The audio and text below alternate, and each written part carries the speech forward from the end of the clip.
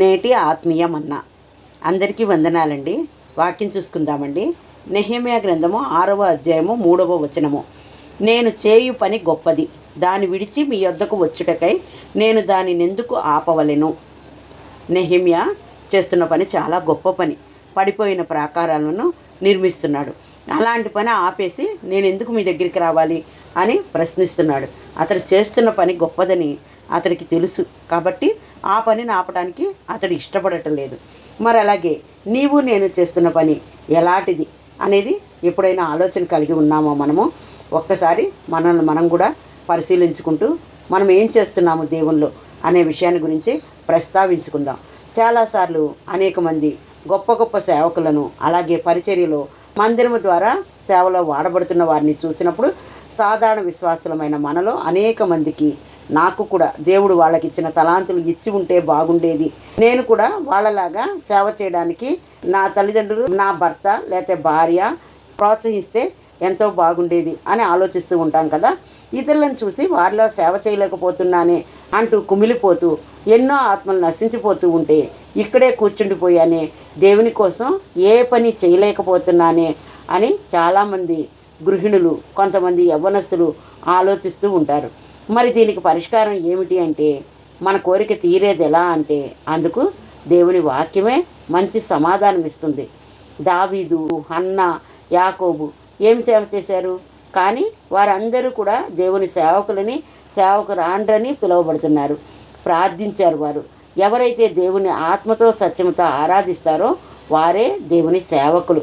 వీరందరూ చేసింది కూడా దేవుణ్ణి ప్రేమించారు, ప్రార్థించారు, అనుసరించారు, దేవునితో నడిచారన్నమాట. దేవునికే తమ జీవితాలను అప్పగించుకొని పరిశుద్ధంగా, పవిత్రంగా జీవించగలిగారు. అయ్యో దేవుని సేవ చేయలేకపోతున్నానే అని చింతిస్తున్నా ఓ సహోదరి, సహోదరుడా, సేవ అంటే ఒక మైక్ పట్టుకుని ప్రసంగించడం మాత్రమే కాదు. సేవ అంటే ఎక్కడో దూర ప్రాంతానికి వెళ్ళి అక్కడ సువార్త ప్రకటించడం మాత్రమే కాదు. నీవు అలా వెళ్ళలేకపోవచ్చు, కానీ దేవుడు నీ జీవితంలో చేసిన మేలులను, ఉపకారములను సాక్ష్యం చెప్పు. అది కూడా ఒక సేవే కదా. గొప్ప గొప్ప సేవకులు ఎందరో మన ముందున్నారు. ఎందరో మిషనరీల జీవిత చరిత్రలను మనం చదివాము. కానీ వారిని క్రీస్తు చెంతకు నడిపించిన వారు, వారికి సువార్త ప్రకటించిన వారు, వారికి సండే స్కూల్ కథలు చెప్పిన వారు, వారిని క్రీస్తు మార్గంలో నడిపించిన తల్లిదండ్రులు, స్నేహితులు మనకి తెలియదు. కానీ వారిని అట్టి దిశగా నడిపించి ప్రోత్సహించిన వారు చేసిన సేవ ఎంతో గొప్పది కదా. వారు చెప్పిన మాటలు మరెంతో గొప్పవి కదా. నేడు నీవు కూడా చేయాలనుకునే సేవ, పరిచర్య కూడా ఎంతో గొప్పగా ఉండాలి. అలా ఉండాలి అని అన్నప్పుడు నీవేదో పదవులను ఆశించో, లేదా సంఘములో నీవేదో గొప్పగా ఉండాలనో, లేదా నీకేదో పెద్దపీట వేయాలనో ఆశించకు. సేవకుల నుంచి నువ్వు ప్రతిఫలం అస్సలు ఆశించకు. దేవుని ఆశీర్వాదం మాత్రమే పొందుకునే దిశగా నీ అడుగులు స్థిరపరచు. నీకు ఇవ్వబడిన ఏ పనైనా నీవు లోపం లేకుండా చేయగలగటం నేర్చుకో. వారికి ఏదో పెద్ద పదవినిచ్చారు, నాకు ఈ చిన్న పనినిచ్చారు, ఎందుకు పనికిరాని పనినిచ్చి నన్ను కించపరిచారు, అవమానించారని నీలో నీవు సణుక్కోకు. నీకు ఇవ్వబడిన పనిలో నీవు యథార్థత కలిగి చేసుకుంటూ వెళ్ళు. దేవుడు నీ యథార్థతను చూస్తారు, నిన్ను తగిన సమయమందు హెచ్చిస్తారు.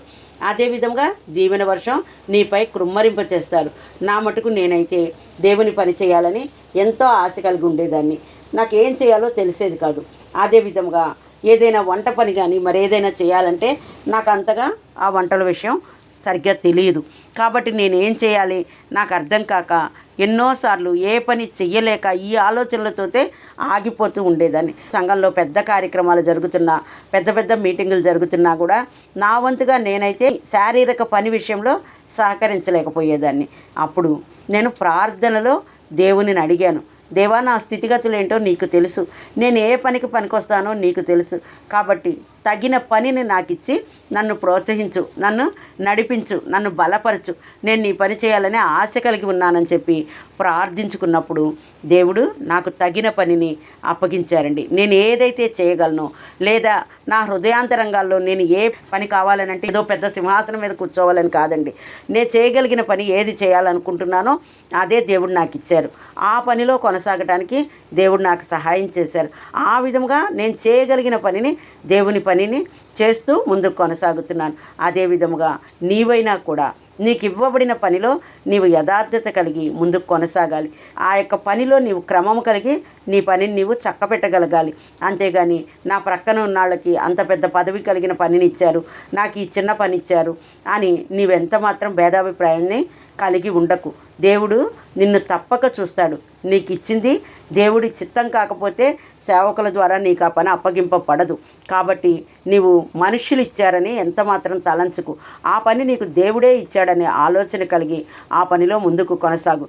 అప్పుడు దేవుడు నీవు చేస్తున్న పనిని బట్టి నిన్ను ఆశీర్వదిస్తారు. కాబట్టి దేవునిలో నీవు ఏ పని చేయలేకపోతున్నానని ఆలోచన కలిగి ఉన్నప్పుడు ఇచ్చిన పనిని చేయడం నేర్చుకో. ఆ విధంగా కొనసాగు. నీ ప్రయాసకు తగిన ప్రతిఫలం దేవుడు నీకు అందించుటకు సిద్ధంగా ఉన్నాడు. నమ్మి కొనసాగు. దేవుని ఆశీర్వాదములు నీకు మెండుగా కలుగునుగాక. ఆమెన్. హల్లెలూయా.